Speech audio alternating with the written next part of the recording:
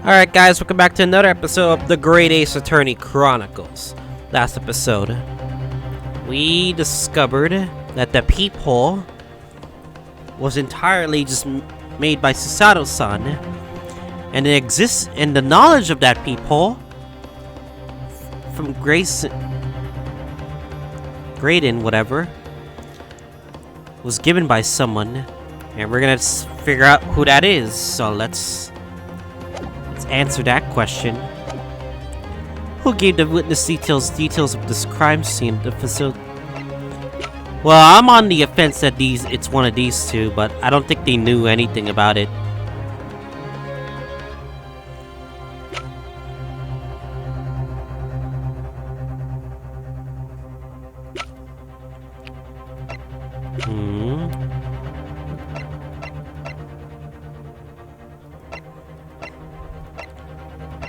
I think it's Gregson.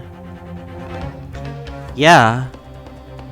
I was curious about during the middle of the trial what those two were talking about during Gina's testimony, but I had a feeling that they told each other, I guess. How much did they tell? How much like CAHOOTING did they deal? So let's get Gregson to speak. The truth is, it can only have been you, Inspector Gregson. Me? You had better have some proof to substantiate such a rash claim, my learned friend. Consider the fact that we have been aware of Miss Ashley Graydon's identity for the last few hours. We learned a bit during the course of the trial today. Indeed, preparation for his testimony were made with great urgency during our hour-long recess. While the police executed a subpoena, brought the man here from the communication station. And until that time, Mr. Graydon had no idea. No inkling that he would suddenly be required to appear in court. Oh, the police, yeah. Are you suggesting that until such time he was summoned? Yes, my lord. Until then, it was reasonable to assume that he knew nothing of the peephole. It was only once Mr. Graydon was in the stand that he realized his position, that he had to defend himself against the accusation that he was the third intruder. Are you suggesting to the court that it was while this trial was in progress that he received the info, so that he can commit perjury in order to save his skin? Perjury. Something that this trial is full of right now. Exactly. And the only person with knowledge of the investigation he had only had contact with is you, Inspector Gregson. This is a blooming outrage. Why would I be giving away details of our investigation to this fellow, eh? Coding. I was summoned to his lordship's chambers during the recess in any case, had we forgotten that. Quite true, I had a number of questions regarding the events that transpired at the pawnbrokery.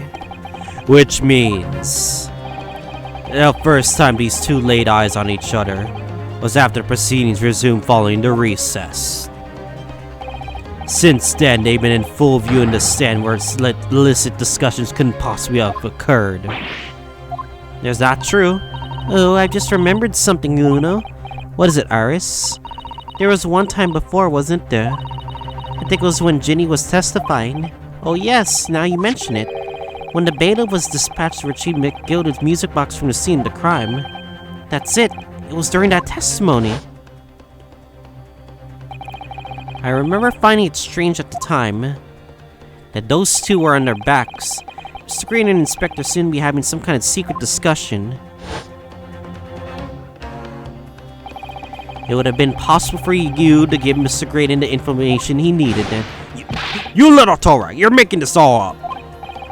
I'm a respectable Scotland Yard inspector, for crying out. Why would I do something like that? Because Scotland Yard is goddamn useless for all I care. Why would I be giving away confidential details to this Lex if this broke? Admittedly, you wouldn't have any reason to do something like that for no gain, but perhaps It was part of the deal or some kind, and it started to make more sense. What deal, Counsel? I wonder if perhaps in exchange for details about the people at the crime scene, Mr. Graydon agreed to a certain something to the inspector. Wait a second. I'm not seeing any remind you, Inspector, that if you find me shoot, I can deal with any kind of witness. It would be considered a gross case of malfeasance.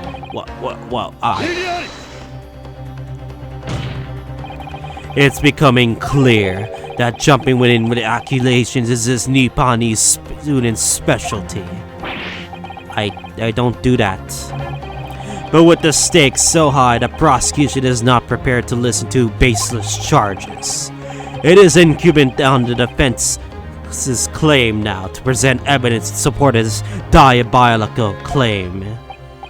Evidence? Just what are you proposing that the inspector demand of this witness in return? The court must see proof of this alleged deal. Inspector Gregson did strike a deal with Mr. Graydon, then logically there's only one thing he could have asked for. That must be it. Uno, do you think it could be? Yes. It's a missing link that would join all the dots together in this puzzle.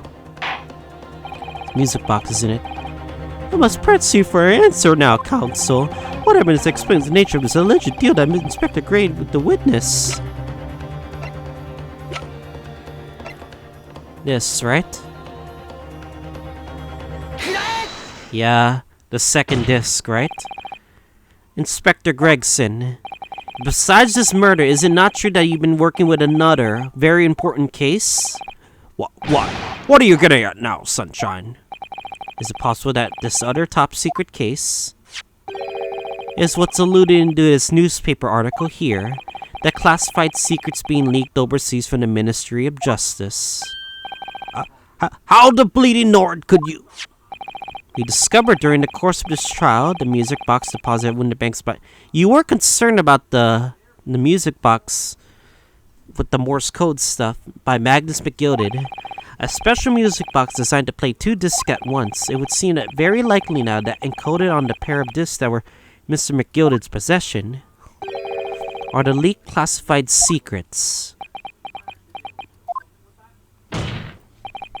So I put it to you, Inspector, in order to recover the second of the discs containing those secrets, you covertly made a deal with the Graydon in which he exchanged the discs for details of the case. In other words, the peephole. You little... Ah! Ora! On the day of the incident, when we met you at Winterbanks, you said this. Yeah, he wanted that disc. Really wanted that disc. I'll be taking that whatever it is McGilded down to the yard. Thank you very much. Here, hand it over. Oh no, don't give it to him. It's mine. That is mine. I'm sorry, miss, but anything belonging to McGilded has been taken in as evidence now. Scotland Yard already knew that at the time, isn't that right? Because Scotland Yard's full of shit because they're really terrible at doing their jobs. That Magnus McGilded was involved in the stealing of government secrets. Orders were. Recovered a medium that used to convey the secrets leaked from the ministry, and do it on the QT, strictly hush-hush. And that explains why, when I presented this as evidence to the court, you objected so heavily, I presume. Because you knew that it contained highly confidential info. Blimey, not likely. I mean, I wasn't sure of that myself. I realized there was a possibility, that's all. Inspector, surely you're not saying in order to acquire the second of these music box discs, you did everything to reveal the confidential details of the crime scene to the witnesses. Well, Miss Graves. To aid is abet the spending vehement false testimony. Perjury. And no other way that Mr. Graydon could have known the existence of the peephole. It's the only explanation a deal was struck between these two men. No!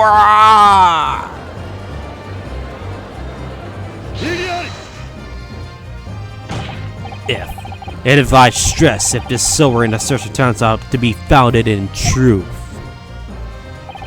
it would mean that the second disc is as we speak here in this very courtroom. Wait, what? In this room? Can you possibly make a claim like that? Because Inspector Gregson is a Scotland Yard detective. What? What's that supposed to mean, eh? As a seasoned policeman, the inspector will have to approach this alleged deal with caution. Certainly he would not accept a gentleman's agreement in this matter. No, he would have insisted on having the article agreed upon in the palm of his hand. Good gracious, that you mean you say? Inspector Gregson already has the item in question in his possession. He has the second disc actively in his person. Defense demands the inspector's search at once. Definitely.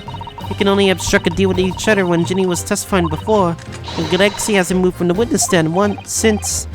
My lord, please order examination of the personal effects immediately. Well, Inspector.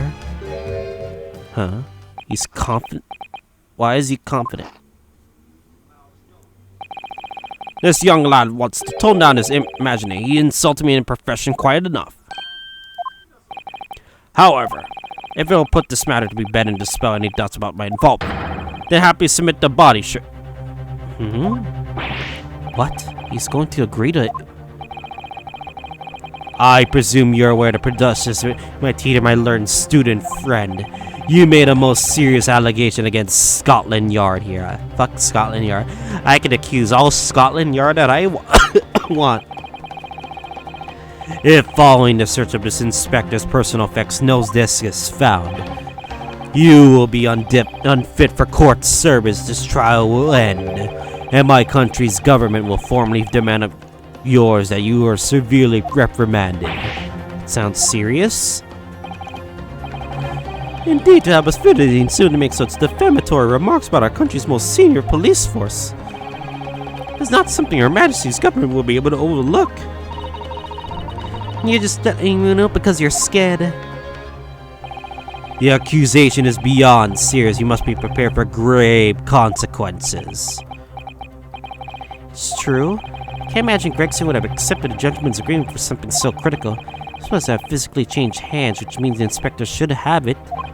But somehow, something doesn't feel quite right here. Very well, counsel. You know the implications. Let me ask you this one final time. Yes, my lord.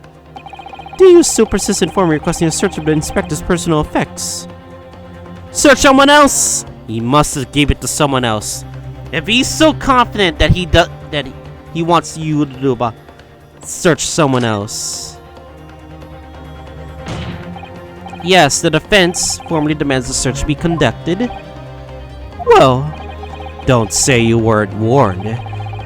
But your typical Nipponese stubbornness may well land you in very hot water this time. Perhaps the lesson you will do you some good. Fair enough, I got nothing to hide. Very well then. Bailiff, conduct a search of the inspector's personal effects, please. The defense demands a search, but not of Inspector Gregson. What? Now, what's all this? I'm the one you're accusing, aren't I? I thought you wanted to search me. You gave it to him, didn't you? No, not Inspector, not you. Somebody else. But what's the meaning of all this? Lost at it, have you, sunshine? Court shouldn't have to put up with this nonsense. You're being completely irrational. Quiet, all of you.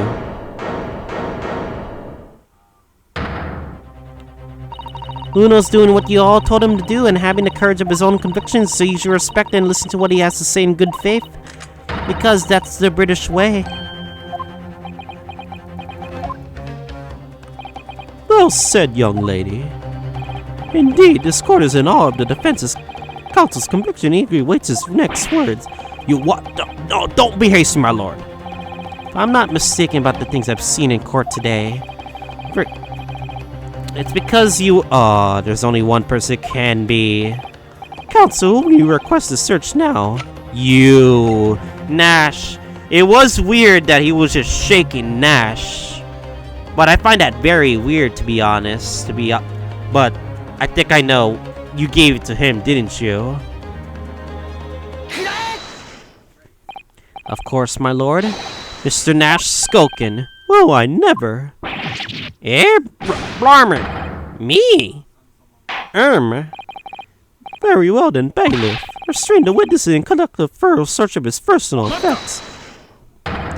Wait, please, my lord. Inspector. Scotland Yard has to object to the search. Unfortunately for you, Inspector, your objections carry no weight here. In this courtroom, only the prosecution and the defense have the authority to object. But Lord Von Zeeks, I have no idea what forces are in play that might influence your actions. But personally, I have no intention of obstructing the course of this trial.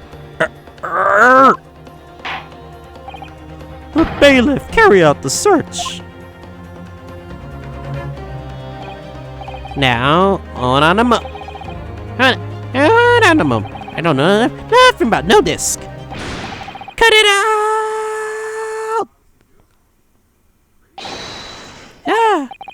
Here, my lord, in the witness's pocket. I found this. You son of a bitch. So, Graydon had the disc and gave it to Gregson. Gregson had to hide the disc to give it to you. Good lord, that's another music box disc. I don't know nothing about it. Nothing.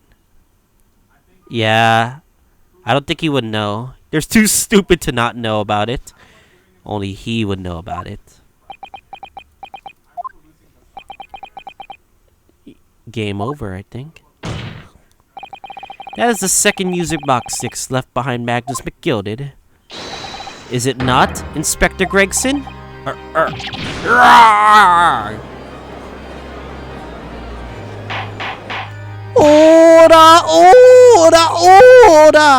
Mr. Skulkin, what have you saved for yourself?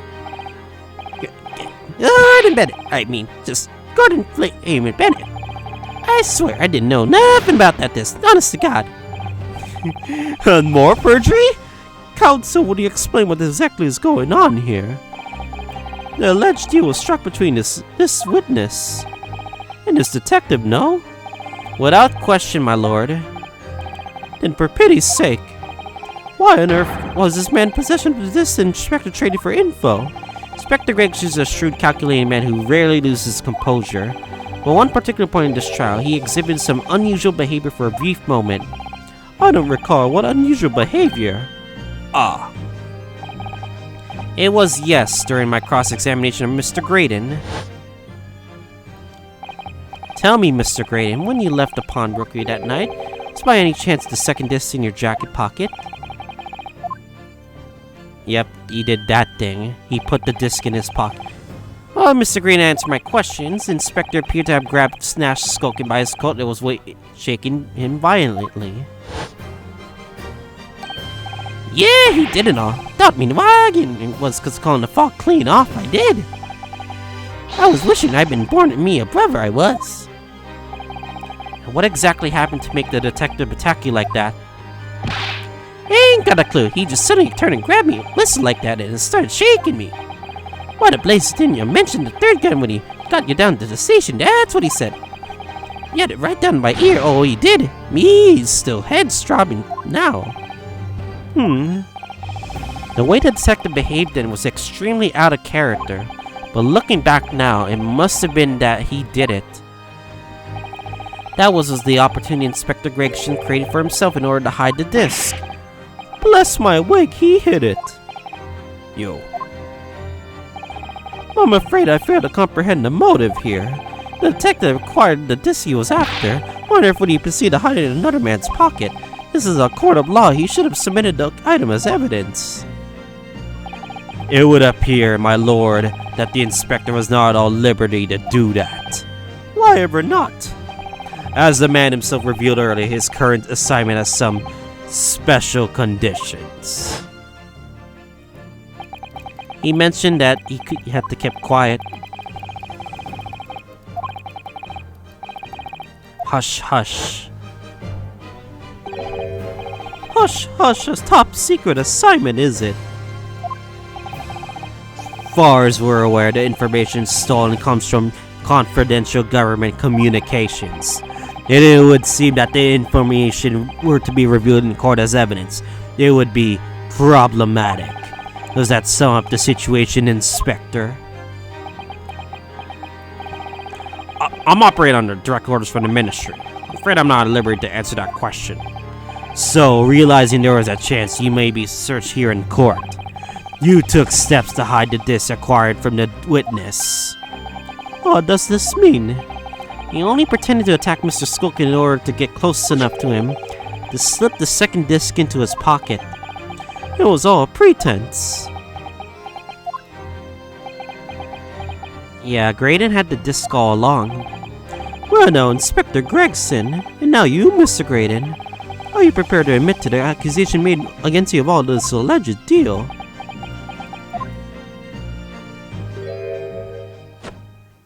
No. Admit to it. Yours truly, please. Mr. Graydon. Clearly our Eastern visitor has an uncommonly active imagination. However, there's no proof that I passed that disc to the inspector. But then, how do you explain the reason why you knew about the peephole? I'm under no obligation to explain. What? Yes, I lied in my testimony, that I admit. So sentence me according. But that is all I admit. Murder, leaking government secrets, striking a deal with the detective. All of it is this young Eastern man's fancy. I have no idea what any of that is about. You. What? Alright, we're gonna have to find out to make him talk then. Well, what about you then, Inspector Gregson? Do you admit to making a deal with Mr. Graydon in order to acquire the disc? Ladies and gentlemen of the jury, as a Scotland Yard inspector, I will declare this as nothing more. I am acting in the best interest of the country. Whatever I've done, it's been in the name of justice. So, as members of the public of this fine country, I like you to think of that justice will be your guiding light when you're making your decisions. Damn you, you're ignoring the question. This is quite a quandary indeed. Rarely have I encountered such extraordinary tumultuous in the concluding of a trial, nevertheless in the absence of any further evidence to be presented. I believe it is time that we put the matter to the jury for their final leanings. Well now, as a fellow servant of the Korean country, I must sympathize with this old inspector. Yes, he's a dependable man, I'm quite sure, in service, but one becomes a good judge of character. Even closing your eyes doesn't help when it comes to looking at this case. It's all blood to me. Well, as a fellow professional, I would like to put my faith with the detective, really. Graydon is highly skilled operator. Stop! Turning presence of vital. Stop! Detective has very much tossing eyes. More than this, I cannot say. I don't believe it. These 6 jurors are gonna lean towards guilty. They're going to believe Gregson. They're gonna declare the decision now. Is Jenny going to be found guilty? If they don't manage to produce some definitive evidence right now, then we're going to lose. You have some proof that Graydon killed Mr. Rindenbank or stole government secrets? Or some kind of evidence to force Graydon into admitting that he struck a deal with the witness? Well then, counsel, I think it's time I impose the jurors to declare their final decisions. No, that is, unless you have some compelling evidence that you have thus far not presented to the court. Now let the judge call on the jurors to announce their leanings. Gina will be found guilty. So there's no choice then, Luno. You have to throw some more evidence at them. This is it now. Now it comes down to this. Do I present evidence against Gregson or Graydon? Leave it to the jury. No. We let them to the jury. The case will be over. Gregson, let's... Alright. If we're so sure, we can't get to say Graydon any, but maybe Gregson. Maybe we can be sure. There's one final piece of evidence I would like you to see. What's that then? If you refuse to acknowledge that you did in fact strike a deal with the witness here today, then you leave us no choice but to examine this piece of evidence thoroughly. Well, go on. This is my last chance. It looks like I'm going to have to force his hand here. One final piece of evidence to get this detective to admit the deal he clearly struck the Graydon. We're gonna make sure, is this really, you know, Morse code? Is that Mr. McGilda's peculiar music box council? Yes, we're gonna make sure, with a disc already in place ready to play, let's place the other disc. Surely this is Morse code, right? I think perhaps now would be a good time to listen to the sound produced by the music box again. Only this time with 2 discs. With the second disc we just discovered set in place as well. Goodness, this disc council. What? No, wait, I can't let you do that. Why not? But because, oh, well, it's got nothing to do with this case. That's why. But not true, Inspector. The defense has already proposed that the sounds heard by the court area from this music box are part of a Morse code message. We know that Morse code comprises of 2 distinct tones. The defense believed that the second disc contains the second tone needed to complete the message. Now we have a chance to confirm that theory. Crying out loud, Sunshine, we're talking about state secrets here. I don't care! Are you gonna admit that you made a deal? You're letting the whole courtroom hear confidential info like that. It's treason. And you admit to the charge? In order to protect the state secrets, you engage in unlawful dealings with the witness? You're mad. You let that secret info out into the public domain. You'll be making an enemy of the entire British government, you idiot. I don't care. I don't care! Play the music box! Let's not forget, Inspector, that you, a Scotland Yard officer, leaked confidential case details to a witness that you continue to lie to the court, all because of fair means or foul, determined to do your duty. Well, by fair means or foul, I'm prepared to do mine. Don't you dare! I will stop at nothing to protect my client. I don't care who I make an enemy of, even the entire government. My lord, if you please, the court must hear the sounds made by that music box. Come on, Von Zeeks, for Pete's sake, stop it! Inspector, you should know my methods by now. I am a prosecutor, I am no Scotland Yard puppet. In this courtroom, my duty is to the law, so let me propose a toast. To uncover the truth, by fair means or foul. No! Very well, the defense's stance here is that of the prosecutor's been made very clear, I feel. Therefore, in accordance with the defense's request, the court will now listen as the music box is set in operation once more. This time with the second disc in place, both discs will be playing simultaneously. Here we go.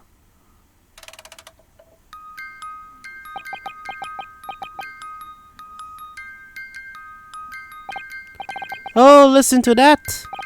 It's unmistakable now. It's Morse code. Hold it! Alright, I admit it. Whatever you want. Just for the love of God. Shut that blooming box up. Got him.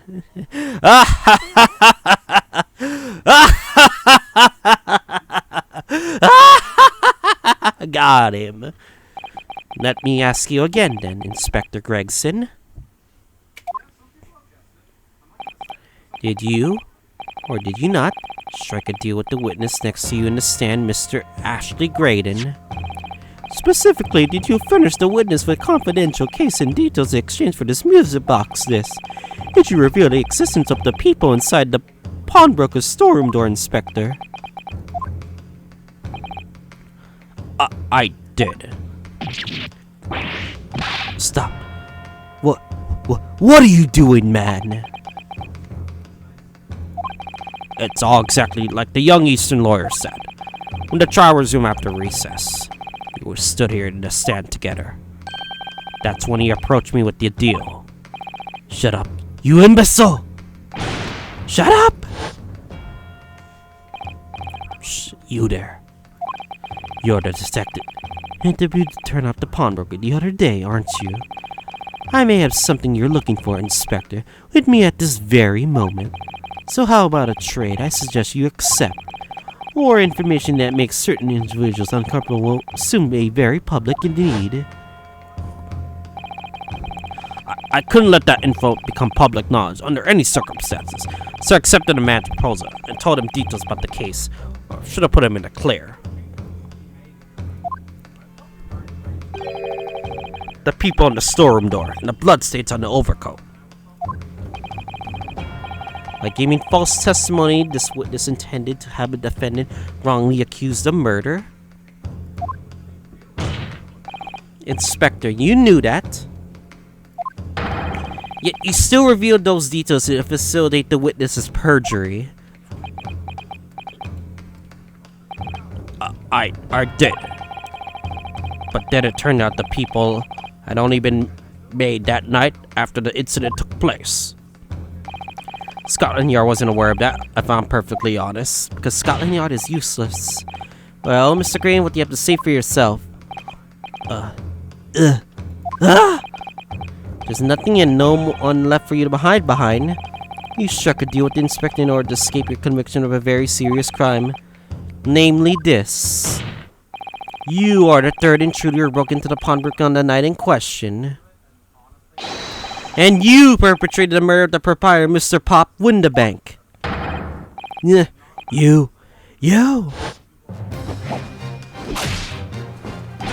Traitor! Oh, what the fuck? Guys? Oh no! He's gonna kill him! Bailiff! Restrain that man! At once! Jesus Christ. Jesus, he should have been dead after that. Or is he dead? That's it then. It's all over. Holy shit, this long-ass trial. It's like longer than the Gant case, that's for sure.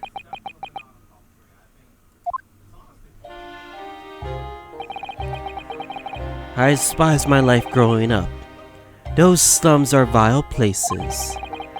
I was cursed from birth, born into poverty, the son of a penniless artisan. You mean you were the victim, Pepe Hens? My parents did nothing but quarrel all day long. What little money they had was never spent on me, Pepe Hens.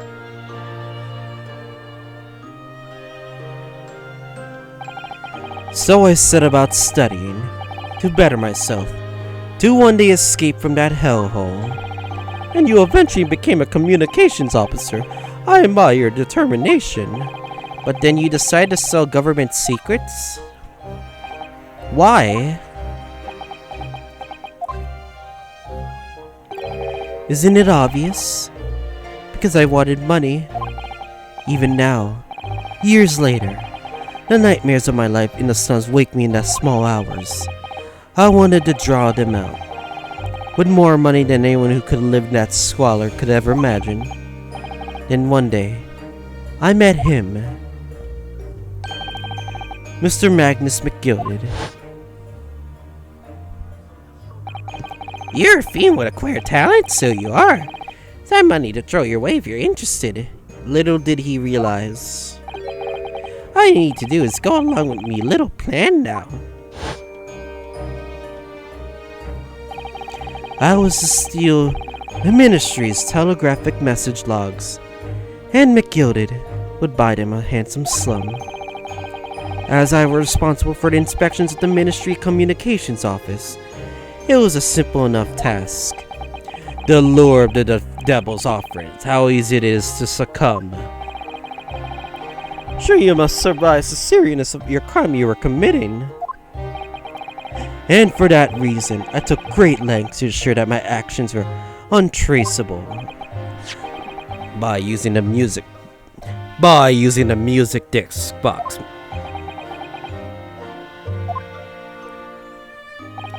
My father was a brickmaker, though my mother was divorced him until when I was a child. Yes, Mr. Mason Milverton. That's right. He was very skilled with his hands. He once been a music box maker's apprentice. I imagine his skills would be sufficient to create a machine that generate Morse code. So I sought out my father again to employ his services. It was the first time I'd seen him since I left the slums 10 years ago.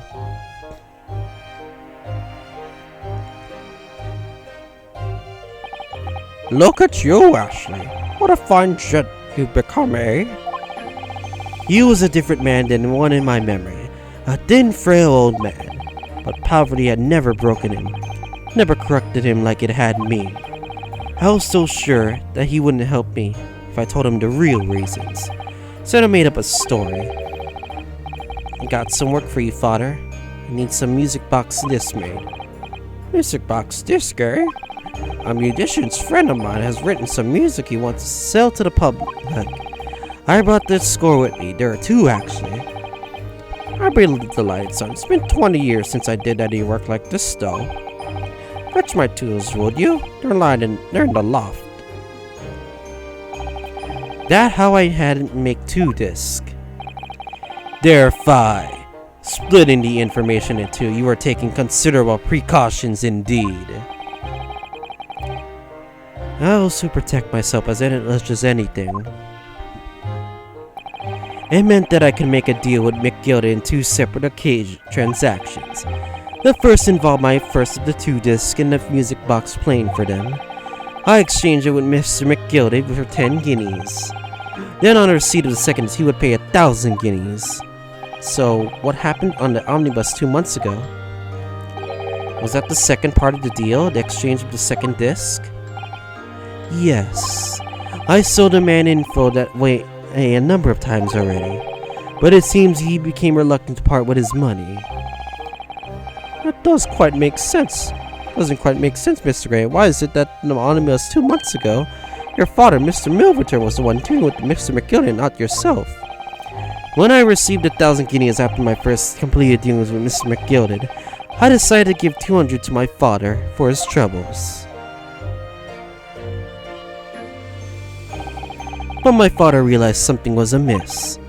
In time, he worked out that I must be involved in something dubious. And when he did, he said to me, "Next time there's an exchange, you'll let your old man do it, understand? Otherwise, I won't take your money anymore."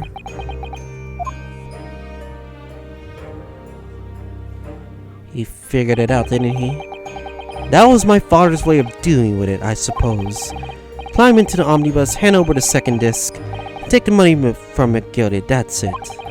He had no idea what was actually on the disc I asked him to make. He never knew. Just like I'll never know why everything went so horribly wrong that night. All I know is that the disc was taken from him, and he never returned home. And this is the murder case.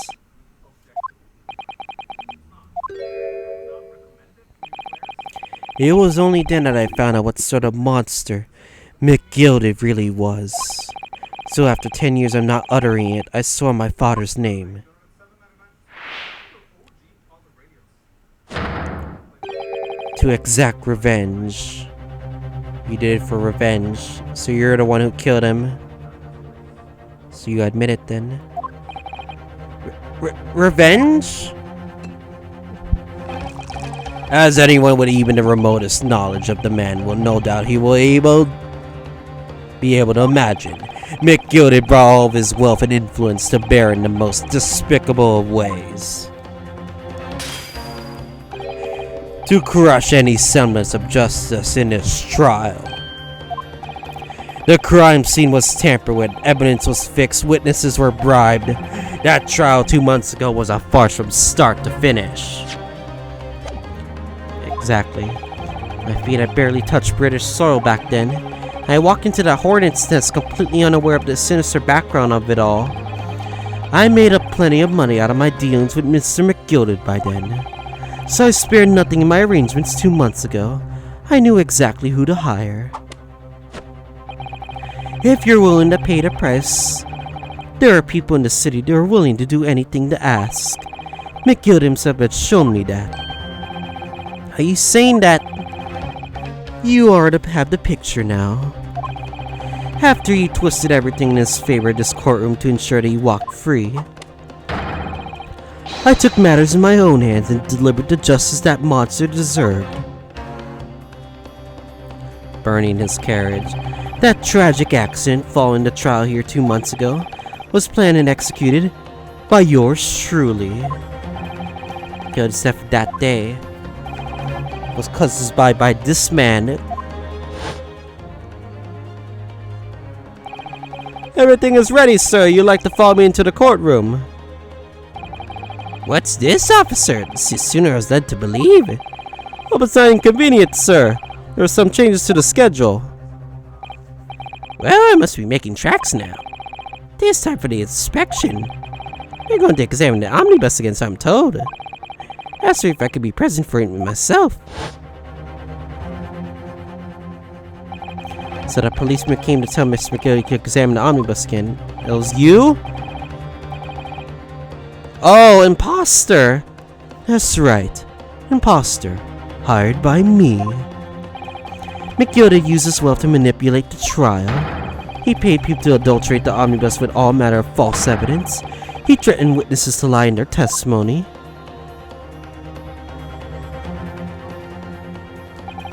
So he gave the man the taste of his own medicine.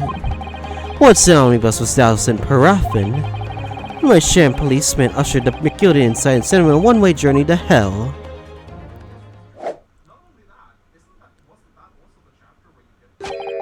An eye for an eye. That's how I avenged my father's death. So, the truth is revealed. A spine-chilling account indeed. But that wasn't the end of it for me. There's a loose end, you see. Loose end? Yes, I should think it's obvious. The second disc, which my father had taken in exchange with Miss McGilded. Ah, yes. There was indeed no mention of it in the man's trial 2 months ago, clearly because he had been removed from the scene of the crime. When I realized it was missing, I remembered something. Something from the first time I dealt with Mr. McGilded.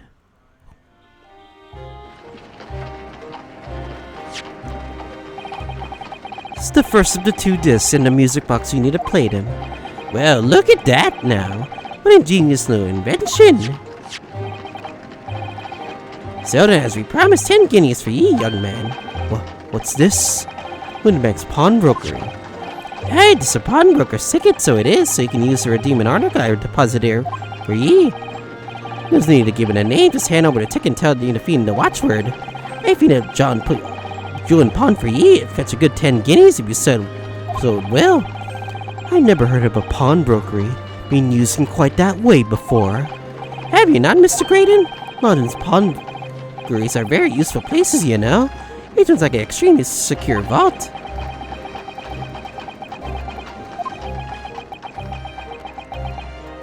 Silence happens. So I knew that if I had taken steps to hide the disc, it'd be that pawnbrokery somewhere, and that night he killed my father, he must have entrusted his ticket to someone. Yes, to Gina. I remember now, that's when we first met you at the Winterbanks that afternoon 2 days ago. You had a description of Mr. Strait written down. How did you know who you were looking for? From the trial, that pickpocket's testimony was clearly peculiar. Anyone could see that. I realized immediately that she was another McGilded's pawns, that he must have threatened her somehow. I was fairly convinced it would be her who had the ticket, so I started to make some inquiries. Dad had a strong suspicion that the girl would come out of the woodwork on the redemption deadline. And he was absolutely right. And yes, sure enough, she did. All he needed to do was wait until the girl went to the Winterbanks to redeem the articles. But unfortunately, she redeemed only McGilded's overcoat and the 1 disc that was in his pocket. The all-important music box with the 2nd disc inside was missing. Because it had been forfeited 2 days earlier. but I was unaware of that fact. Had I not been, I could have avoided my nighttime excursion. Meanwhile, as our investigation into the stolen government secret was progressing, we picked up the fact that Mr. McGilda was involved. Oh, you're back to your feet? Inspector, covered fast. My orders were to cover the stolen information as quickly as possible, so we started gathering the fellow's possessions and examining whatever we could lay our hands on. We had a full-scale investigation going at the yard, but we had to keep as quiet as we could. Then, when the inspector here took the disc from me in pawnbrokery that day, I became nervous. I was sure the music box and the second disc were still in the shop somewhere, so I knew that if it was a race against time, I had to find those articles before the police did. So that's what prompted you to break into the place that same night, with the help of your old friends, the Skulkin Bros.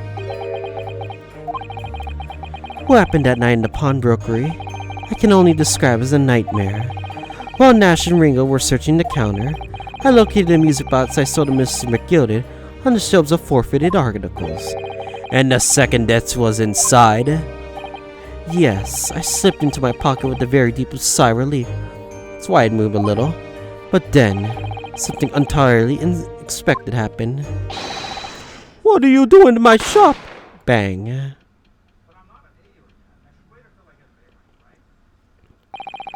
A gunshot rang out in the shop and I felt a sharp pain in my left arm. The broker fired his gun and the bullet pierced your limb. Yes, exactly. But unfortunately, I decided to bring my own gun with me that night and just in case. And you shot him in the back. Before I knew what was happening, I fired back. Man already turned to flee. I hadn't intended to fire in his direction, much less kill him. But unfortunately, before both of us, the bullet hit home. It struck him in the middle of his back as he fled through the storeroom door for refuge. A sorry tale.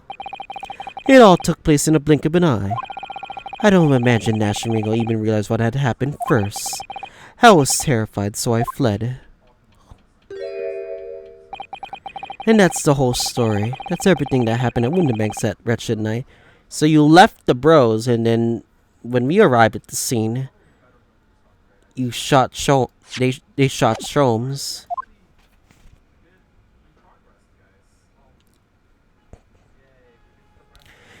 So, the final truth finally comes to light. But was it worth it though? McGilded, yeah, but killing the pawnbrokery. Earlier, you called Mr. McGilded a monster.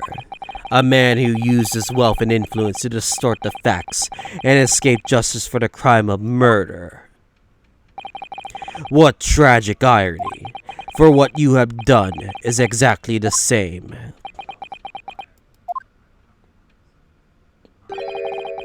You become the very monster you saw. You despise so deeply in McGilded. Yes, I think I have. Was it worth it though? That's the question. Well, this has been a long and an exhausting trial. However, it would seem that the last we arrive at the truth, Inspector Gregson, one of Mr. Ashley Graydon, has been restrained, my lord. He's being escorted to the yard. He'll be charged with the murder of Mr. Winterbank and the stealing of government secrets. Very good. And you, Inspector, regrettably, you will have to face charges yourself. Yes, my lord, of course. What transpires encompassing in helping a criminal escape justice. The fact remains, whether or not you are doing so in the line of duty. The crime is a serious one, Inspector. Inexcusable. Off to the defendant, Miss Gina Lestrade. Oh, yeah. It's time for the final adjudication. Is the jury ready, Mr. Foreman? Yes, sir. Mr. Garrett's squadron standing by. Is it really it now? The last push, the final call, the finishing whistle, the manifesto of the final verdicts. Thank you, Mr. Foreman. Very well, ladies and gentlemen of the jury, you declare your decisions to the court. Not guilty. Yay.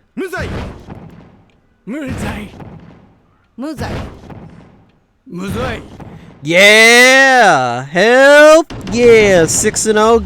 Not guilty.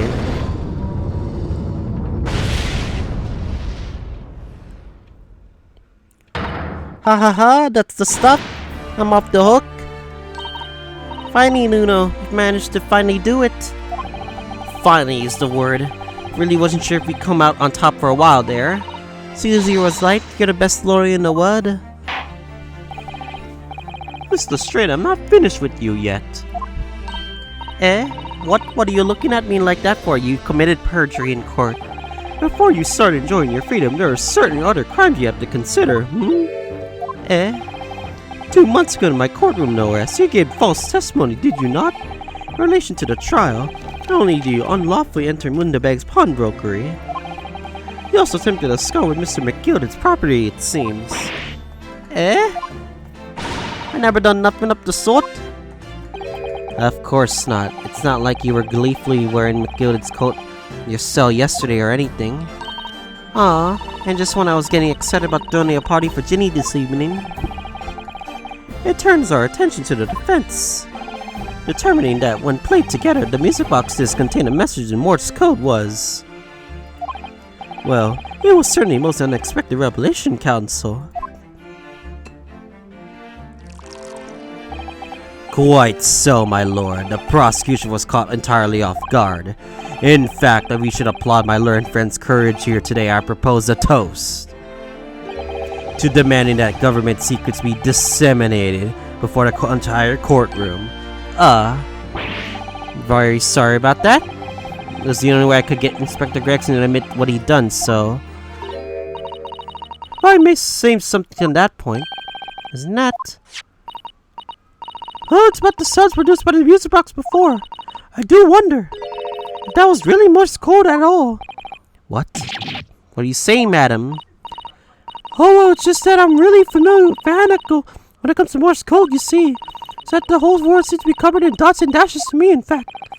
Goodness, madam. Unhealthy level of obsession one feels. I must say, in my opinion, the sounds produced by those 2 discs were nothing more than that. Meaningless series of 2 different tones. What? What? Can it really be? It wasn't Morse code after all?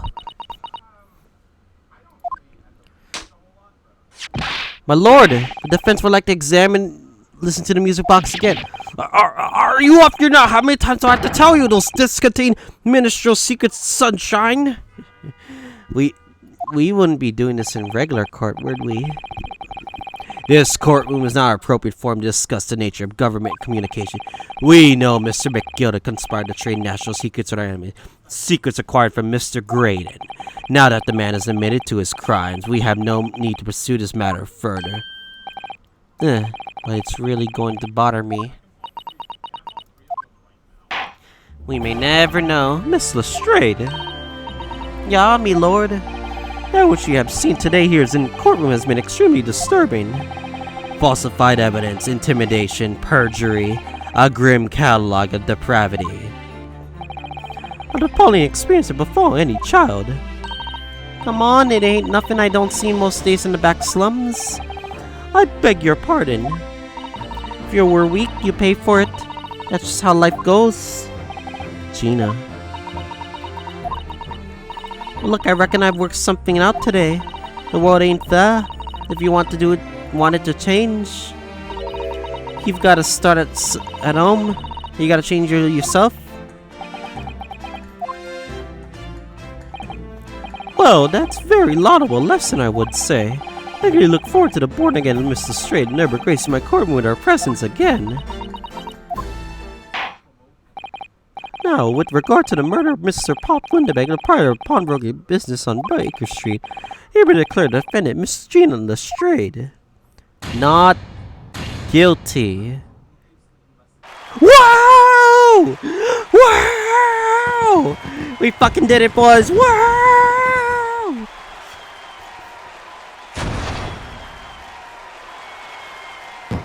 Yeah, boys, not guilty. Hell yeah! Wow! That is all. Court is adjourned. I think that's it. Huh? What's this?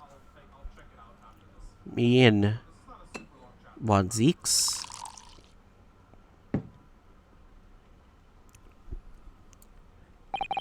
On a personal note, I must say you surprised me, my Far Eastern friend.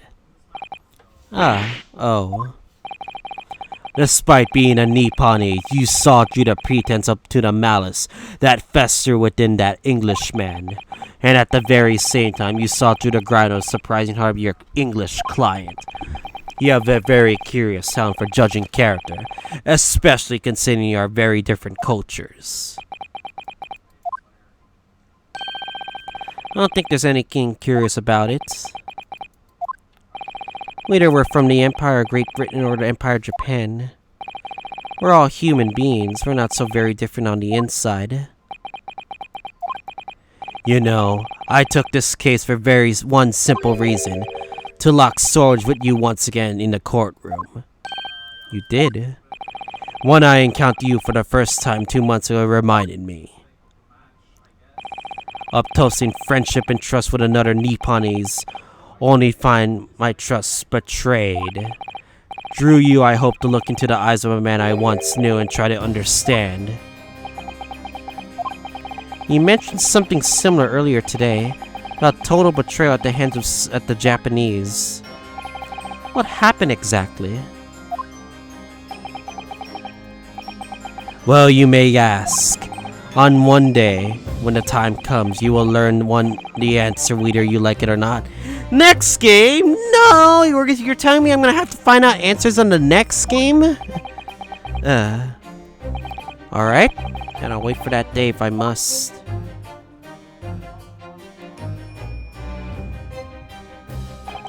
Coming to be known as the Reaper of the Bailey, and my retirement from service 5 years ago. It gives me cause to wonder if our meeting has some deeper purpose. So, farewell, my learned Nipponese fellow, until we meet again. This will not be the last time we see each other in court again. Perhaps the next game will change, probably. Jesus. This is one heckin' trial, by the way. It's done. It's over at last. But where's Iris disappeared to? Oh, it's Gina. Ah, congratulations, Gina. I knew it all along. That you were innocent. Well, you did what you said, Mr. Nara Odo. You believed in me right up to the end. You're as odd as your name. What's odd about it? I told you I had faith in you, didn't I? And no one's ever before, see? Kept the promise, properly. It's awful. I figured something out today. All my life growing up in the slums, I never trusted in no one. That's why, cause I've been scared of being stabbed in the back. The more you trust someone, the more it hurts you when you let you down. Yes, I think I can understand that. After all, I had a taste of it in that trial 2 months ago. I chose to trust someone paid for it. That betrayal left a big scar. You know though, Gina, I worked something out quite recently too. Trusting someone else is really an exercise in learning to trust yourself. When your gut tells you that it's the right thing to do and your trust is rewarded, there's no better feeling in the world. I think I have to thank you for that, reminding me to that valuable lesson. Oh well, if you say so. Don't make that a lot of sense to me though. I'm trying to say that putting my faith in you, Gina, it's been a real pleasure. For crying out loud, pack it in. But I suppose I sort of feel the same way. Sometimes trusting someone else is, alright. Thanks. This is the way I see it, Ryunosuke. A defense lawyer is only good as his fate is inclined. And that comes down to how much faith he has in himself. After all this experience, I'm starting to feel like I understand what you mean, Kazuma-sama. Kazuma, I'm living up to your expectations. Am I turning out to be the lawyer you believe I could be? Pardon the interruption. But what the deuce does a man that we notice around here, my dear fellow? Oh, that voice. Is it too late for that voice now, Mr. Naruhodo? Oh, it's him. I've been sitting here patiently in the corner of the room for eternity. Aha, yes! It was me all along! I would have said when you finally noticed me. But you people with your incessant babbling. Ah, Mr. Sholmes. Yes, it was me all along, you see. It was me. Okay.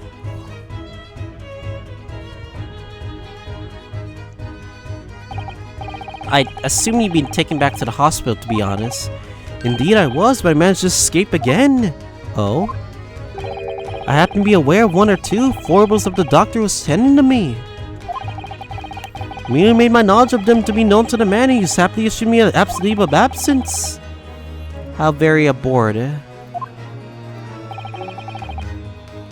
But enough of my adventures. That was a fine victory, Mr. Naruhodo. Tortai's efforts just feel rewarded, I feel. Congratulations are in order. As a closer I tip my hat at you.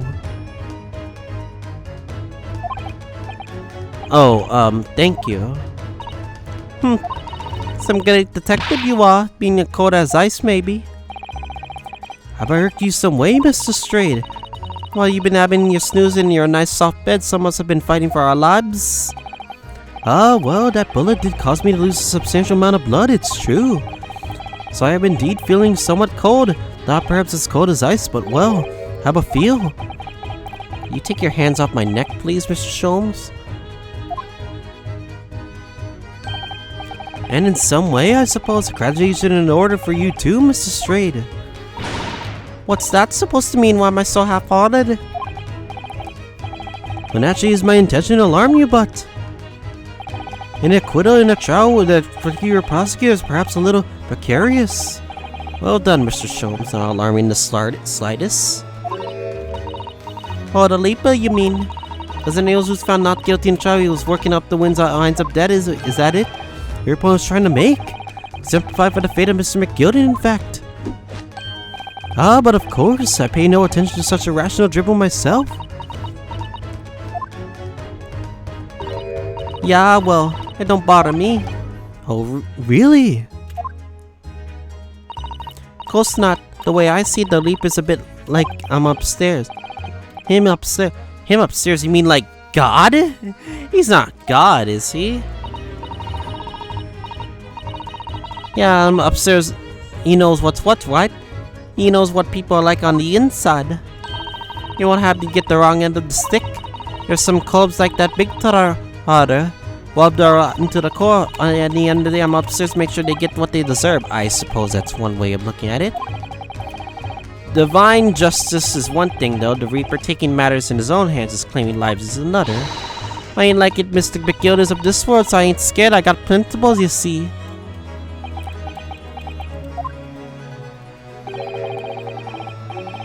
The trade was to be admired, Mr. Strayed.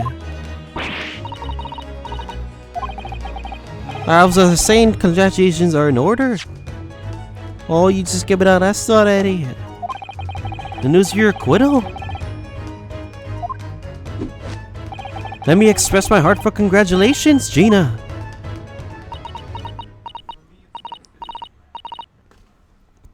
Well, there you are, Hurley. How long you been here? Honestly, I went to the main entrance especially to meet you there. Ah, Iris, my dear, I do apologize. Wait until what happened. This pair made utter fools of themselves. What happened? As you know, I mentioned of disguise. I was hiding in this room as the rest is a bailiff. But those dolts didn't notice my presence at all. They had no idea. Can you imagine, Iris? Would you credit it? If I'm not sure, really. I beg your pardon. I'm sorry, Hurley, but you just don't have the weight to your presence to seem you think you have. In fact, you really ought to be careful about that. It's going to land you in trouble one day. I'll be careful. Ouch. Anyway, it's such a shame. So hoping to throw a party for Ginny tonight, but you won't be able to come, will you? Don't look at me, I'm not gonna be going nowhere for a while. Heard the judge's powder? I got stuff to make amends for her, apparently. All them offenses. Who was it again? Breaking and entering, taking the bugs out of stuff and what was it luggage, blah blah blah. Yes, I think you'll find that basically being a pickpocket is the main offense. But diamond ain't an offense, it's a job, ain't it? I don't think so. No. Still, it has got me thinking all this. Maybe I should start looking for another line of work. I mean, you didn't start off as a lawyer, did you, Odo? Well, no, but I was never a pickpocket. Well, anyway, I would reckon I can make a change. I'm gonna do something for him that look like from the slums, something that makes a difference for him. That's a wonderful idea, Ginny. Sure you can do it.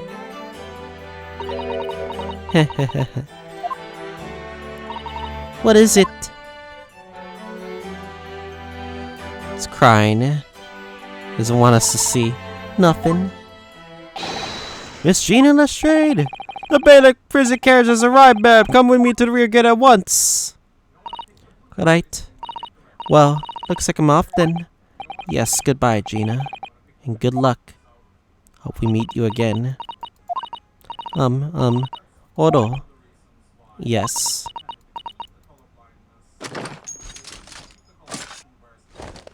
What was that for? I, don't know. I mean, I don't know what to say, so just say thank you. Ah, indeed. Perhaps the situation calls for a phrase hit or missing from your vocabulary, Mr. Strayed. On occasions such as this, I recommend a simple thank you. Yep. Oh, yes, it's good advice, Ginny. Right, I see. Well, come on, just say it, please. Thanks, Odo.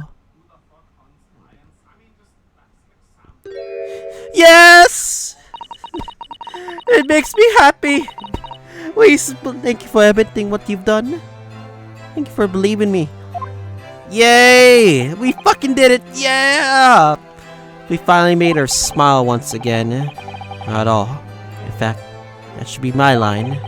Thank you, Gina. Alright, guys. We're gonna be ending off this episode today. And we're believe we'll head to the finale. Well, there she goes. I want to pursue again. So, next time on Your Great Ace Attorney Chronicles, we're gonna finish this game out. And hopefully, we get to the credits, maybe? I don't know. Because usually Phoenix Wreck your games last for 5 cases, so. See you guys all next time.